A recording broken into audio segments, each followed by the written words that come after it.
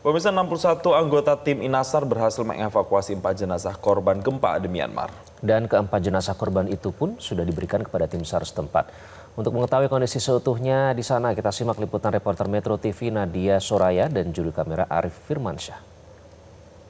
6 hari pasca gempa bumi yang mengguncang Myanmar pada 28 Maret lalu hingga saat ini sejumlah proses evakuasi masih terus dilakukan dan salah satu bantuan yang dilakukan ini adalah dari Indonesia yang diwakili oleh sebanyak 61 tim Inasar yang telah berjibaku untuk datang dan juga melakukan misi penyelamatan di Myanmar sejak 1 April 2025. Dan untuk mengetahui kira-kira bagaimana cerita dan juga pengalaman dari tim Inasar sendiri, di mana hingga saat ini di lokasi saya mengabarkan adalah di kota Naypyidaw. Ini sudah ada 4 orang yang ditemukan.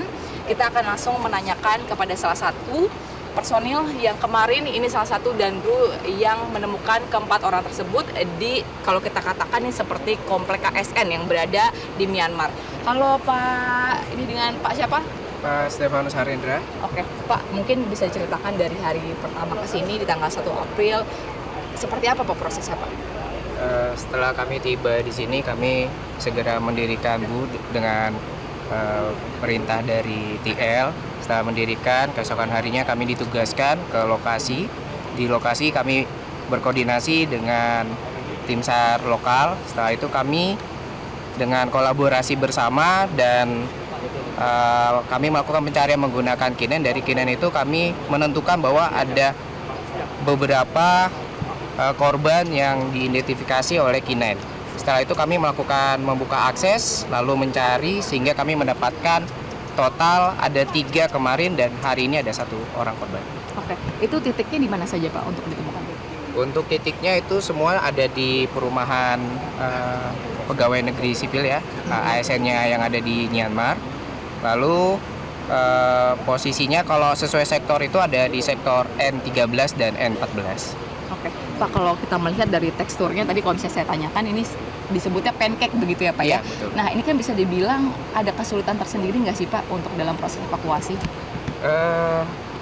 Pada saat kami menemukan korban itu memang ada kesulitan ya karena lokasinya yang berbeda-beda. Salah satunya waktu kami menemukan korban pertama itu lokasinya ada di ruang tengah. Di lokasi di ruang tengah itu korban posisinya ada di bawah di lantai 1. Kami coba buka akses dari lantai 2. Posisinya itu terlentang sehingga sangat mudah. Namun di korban kedua dan korban ketiga posisinya ada yang sedang duduk dan vertikal sehingga kami harus menggali lebih dalam sehingga korban baru bisa dikeluarkan. Oke, Pak, setelah ditemukan ini prosesnya seperti apa? Langsung dibawa ke suatu tempat atau seperti apa? Setelah dikeluarkan kami selalu koordinasi dengan tim SAR lokal. Dari tim SAR lokal itu kami akan kerjasama, dari tim SAR lokal itu sudah menggunakan baju hazmat. Kami mengarahkan, dari mereka pun juga langsung menyediakan transportasi menuju tempat yang sudah ditentukan. Berarti nanti masih akan terus melakukan evakuasi hingga kapan Pak? 10 hari? 10 hari untuk target penugasan kita di sini 10 hari. 10 hari, oke baik. Terima kasih Pak, semangat untuk tim Inasar ya. Yaitu dia tadi salah satunya cerita dari Danru yang menemukan hingga saat ini sudah ada 4 orang yang ditemukan di salah satu komplek yang tadi dikatakan memang tidak hanya kendala seperti di tekstur dari bangunan tetapi juga kendala dari cuaca yang hingga saat ini dihadapi oleh tim Inasar. Dari Naypyidaw, Myanmar, Nadia Soraya, Arif Firmansyah, Metro TV. Jelajahi cara baru mendapatkan informasi. Download Metro TV Extend sekarang.